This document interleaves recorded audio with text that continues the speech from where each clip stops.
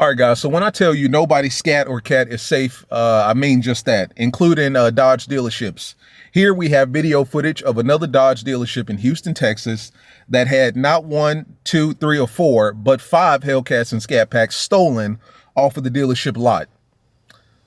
You can't tell me that this wasn't an inside job. It was done too perfectly. Let's get into it.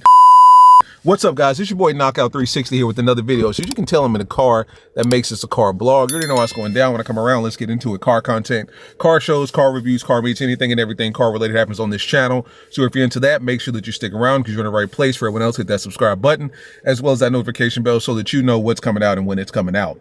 So let's just get into the video here, guys. It starts literally right in the middle of it. We're looking at about 5 guys, not the burger spot, but 5 guys here.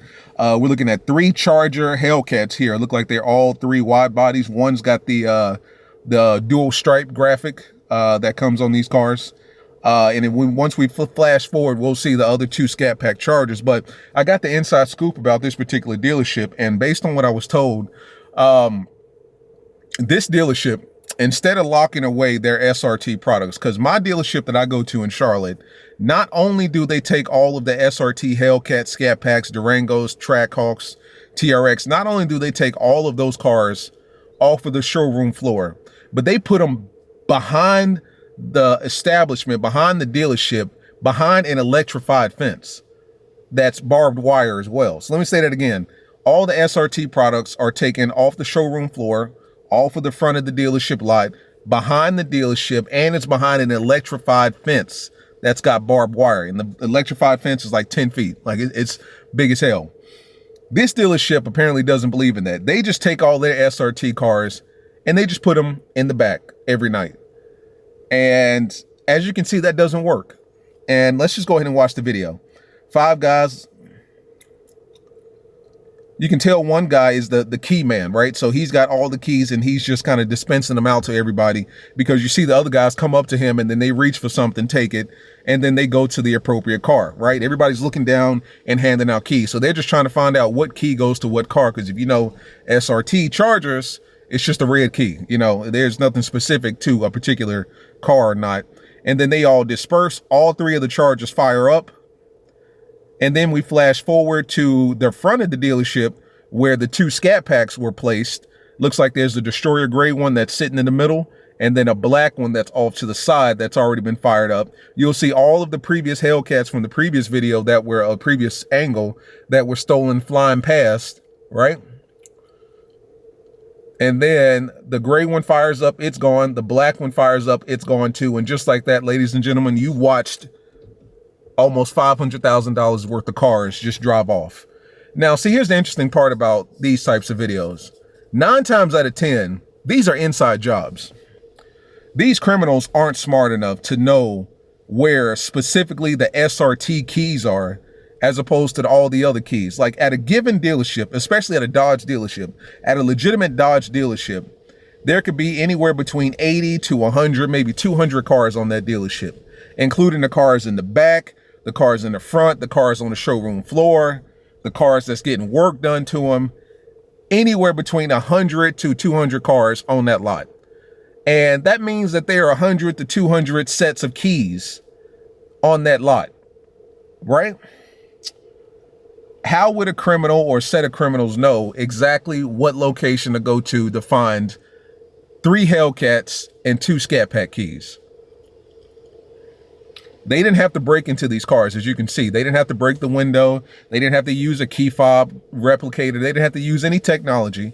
It was a matter of, and you can literally see at the beginning of the video, them coming out of the dealership with the keys in hand. One guy's got them, and he's just dispersing them out.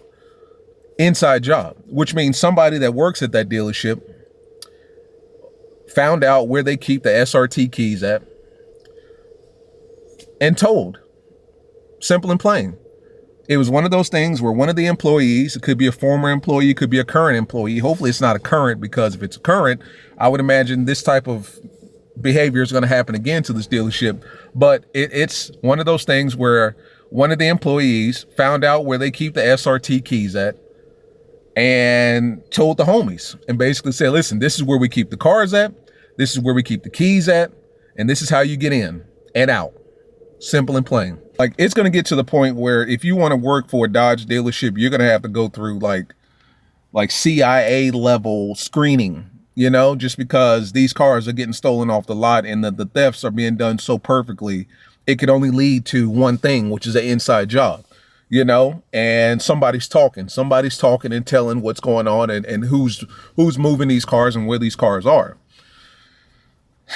Like, that's what a lot of these Dodge dealerships need to start doing. Like, when it comes to hiring some of these people, and it doesn't even have to be the salesperson. Like, it could legitimately be one of the damn mechanics. It could be one of the guys that details the cars. It could obviously be the salesmen and men and women that's on the floor selling the cars. It could be a plethora of different people, or, you know, just a bevy of different people as it pertains to who's the person that's letting this information go. But, you know, that's the risk that you take. I mean, at any given moment, it should be one of those things where it's like only one or two people knows where the keys to specific cars are, if that makes sense. Like, only one or two people on dealerships should know where SRT keys are hidden and stored away, if that makes sense. Like, maybe the general manager and maybe like the GSM, the general service manager that governs the entire floor. Like, those should be the only two people that knows where those keys are. Everyone else, you don't need to. Classified information.